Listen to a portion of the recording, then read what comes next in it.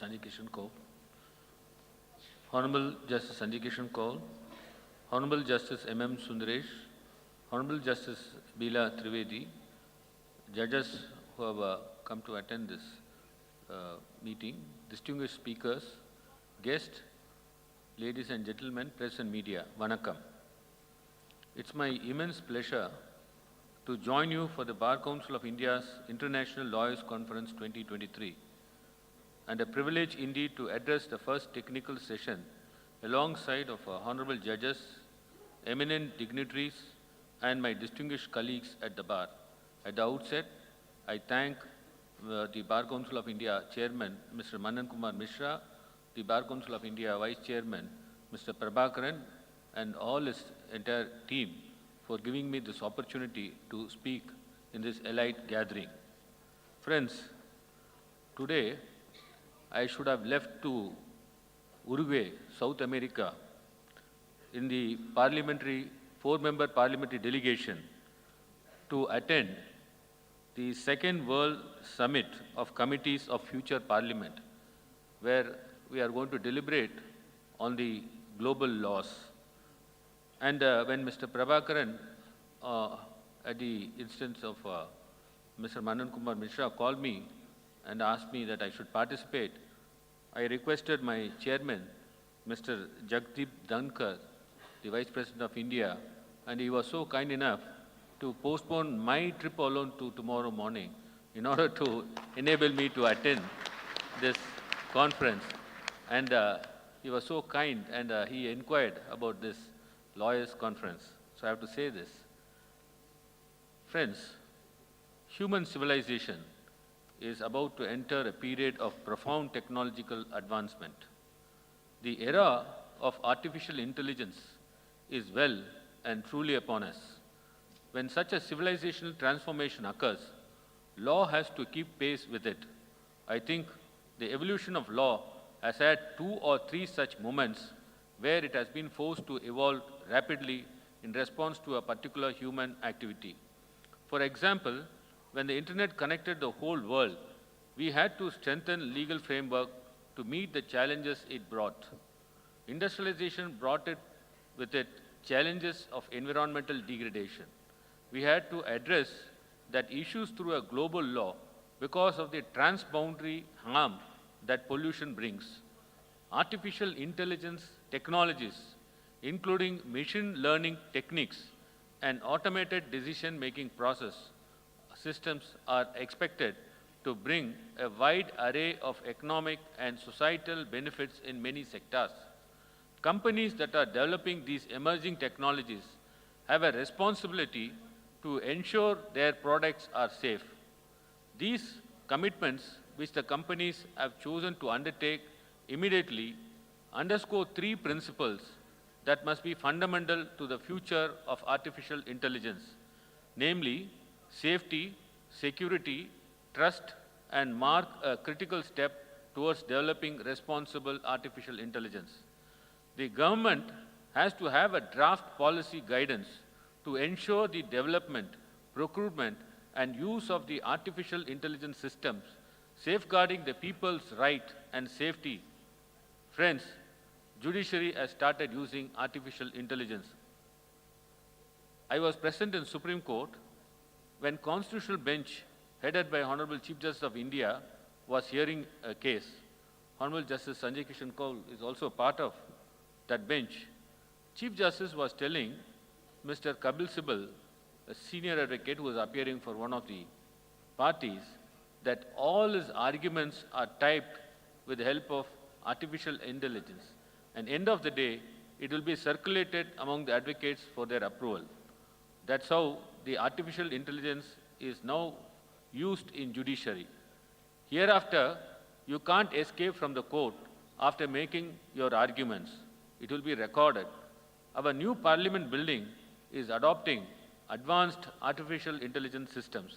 Friends, India is a leading country in entire global in the field of artificial intelligence and is holding the presidential post in the Committee of Artificial Intelligence.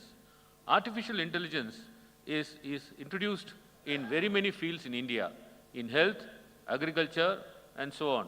However, the risk posed by these new technologies, especially for the human rights and fundamental freedoms, including with regard to the discrimination, data protection, and privacy, have to be deliberated. The laws on the artificial intelligence is different in each of the country. India is yet to legislate on it. Given the prevailing circumstances, the requirement of having a unified global legal framework has increased. International law can be nothing more than a set of basic universal concepts for the realization of the global legal rights. It cannot be a parallel legal system to nations' domestic law. Each country will have its own laws and ways of dealing with issues. So we cannot thrust on a country a system of law. But there are certain fundamentals we can ensure compliance. In areas relating to human rights, taxation, arbitration, climate change, banking law, we must come together to set a base from which nations can model their national laws. Take, for example, environmental laws. Sustainability, polluter pay principles, and intergeneration equality must be the key philosophies that form the basis of the laws of all countries. In arbitrations, we must do more to ensure smooth enforcement of foreign awards in all jurisdictions. That is the key to success of international arbitration. I am sorry to say that in India, we have not yet come to a stage where we can enforce foreign awards with the speed and zeal that is required. Often, courts sit in the judgments over the foreign award. Foreign awards are always looked at with suspicion. There is a feeling as if we lose the superiority of Indian laws and courts if we enforce foreign awards. That has to change. Similarly, when it comes to anti-suit injunctions granted by the foreign jurisdictions, it becomes a question of us versus them. It has somehow become a question of dominance. It should not be looked at through the lens of how can a court or a tribunal in London or a Singapore injunct an Indian court. We should instead look at these issues as if the global legal system is one interconnected mission where each part is doing a separate job. If we enforce foreign awards efficiently, our awards and orders will be followed and enforced in the jurisdiction. That is also key to make India a hub for arbitration. You will be aware about the mediation laws, and in fact, the entire judiciary has cooperated for bringing this mediation laws. And I would thank our Honorable Justice Sanjay Kishan Kaul, who has played a key role in helping us to shape the law. I would also like to focus today on the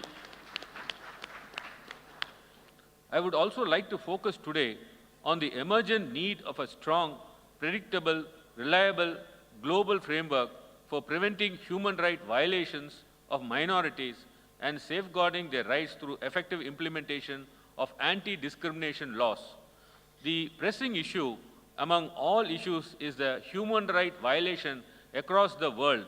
Even though UDHR has inspired a rich body of legally binding international human rights treaties that continues to be an inspiration to us all in addressing injustices, in times of conflicts, either cross-boundary or within territory, we have witnessed gross abuses. Time has come where all states must stand in solidarity against such human rights violations happening in any part of the world. A glance of multiple reports released by the UN would reveal that the worst sufferers of the human rights violations are the minorities of the world. The term minorities refers to the members of the four categories, which are national, ethnic, religious, and linguistic minorities, as set out in the declarations on the rights of persons belonging to national or ethnic, religious, and linguistic minorities. The right to equality and non-discrimination is at the heart of the minority rights. The realization of the rights of national, ethnic, religious, and linguistic minorities necessitates effective protection and fulfillment of the right to non-discrimination. As such, the enactment, enforcement, and implementation of a comprehensive anti-discrimination law is essential if states are to fulfill their obligation to respect, protect, and fulfill the rights of minorities. The prohibition of discrimination inheres within minority rights. All states must ensure that all aspects of the right to non-discrimination are effective in their efforts to guarantee minority rights. This includes ensuring the laws, policies, and practices do not discriminate directly or indirectly against members of minority communities while enabling them to enjoy their cultures, professing or practicing their religions, or use of their languages. We understand that finding a uniform baseline for individual freedoms is tough across the globe. Each country's society, culture, and traditions dictate their interpretations of freedoms. However, we must all understand in today's global civilization, the right to free speech, movement, marriage, self-determination, sexual orientation must be inalienable and guaranteed. States do not meet their international legal obligation by simply defining and prohibiting discrimination. They must also, among other things, adopt positive measures designed to accelerate progress towards equality for those subjected to historic disadvantage or otherwise unable to participate on an equal basis. States' effort should include and go beyond countering prejudice, stereotypes, and stigma if they are to uphold their commitments and keep their promises to end discrimination and ensure equality of participation. The emphasis should be on actively fostering equitable, varied, and inclusive societies, as well as aggressively combating harmful social forces. Similarly, I feel India needs to strengthen its banking laws to keep pace with the global trends of cryptocurrency and blockchain technologies. Right now, we have stopped with the taxation of these transactions. I foresee that in the future, these types of currencies will become mainstream in other countries. We must put in place the foundational building blocks now itself so that we are not caught by surprise at a later point of time. I don't think there is any use in resisting technological advancement such as these because they will inevitably grow. I once again thank the Bar Council, Mr. Manan Kumar Mishra and Mr. Prabhakaran for having given me this opportunity, and I look forward to hearing the other speakers and panelists throughout this conference. Thank you very much.